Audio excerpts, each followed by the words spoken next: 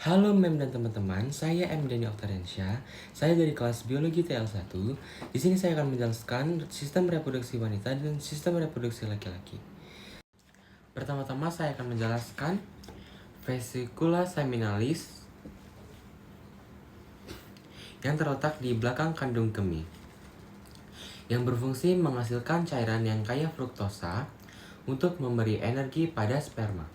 Dan yang kedua ada uretera yang terletak di sini, terletak di saluran yang membentang dari kandung kemih melewati penis.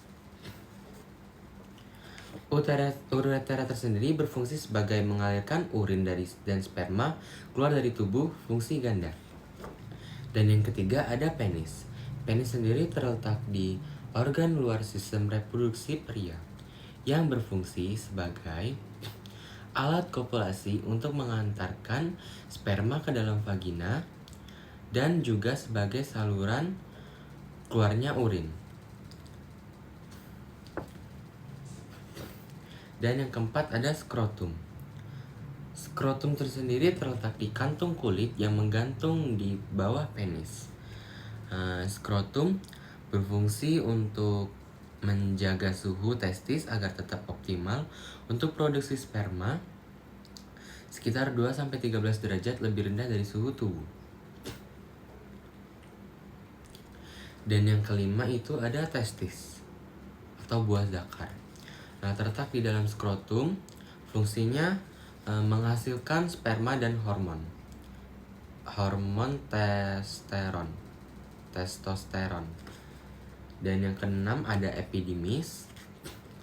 Epidimis sendiri terletak di belakang testis, bagian belakang testis, yang berfungsi tempat pematangan dan penyimpanan sementara sperma.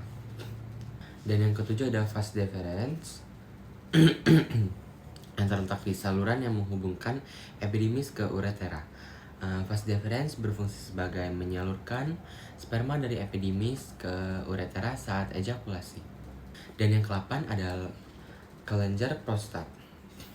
Kelenjar prostat terletak di bawah kandung kemih, mengelilingi bagian awal uretera,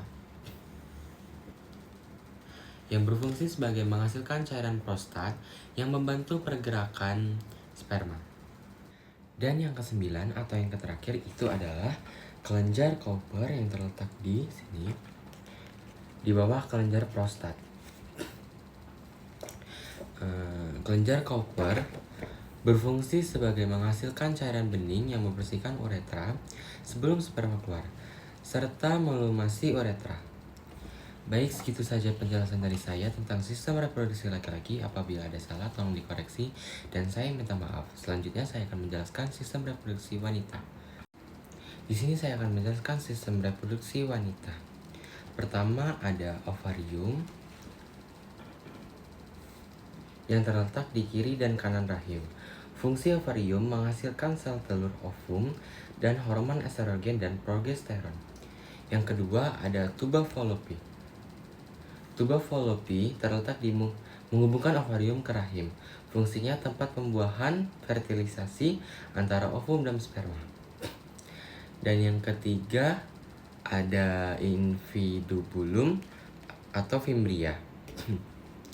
Terletak di ujung terbuka tuba fallopi dan fungsinya menangkap ovum dari ovarium saat ovulasi dan mengarahkannya ke tuba fallopi.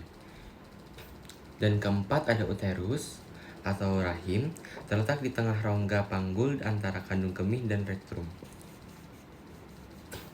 Fungsinya sebagai tempat tumbuh dan berkembangnya embrio atau janin. Dan yang kelima ada serviks.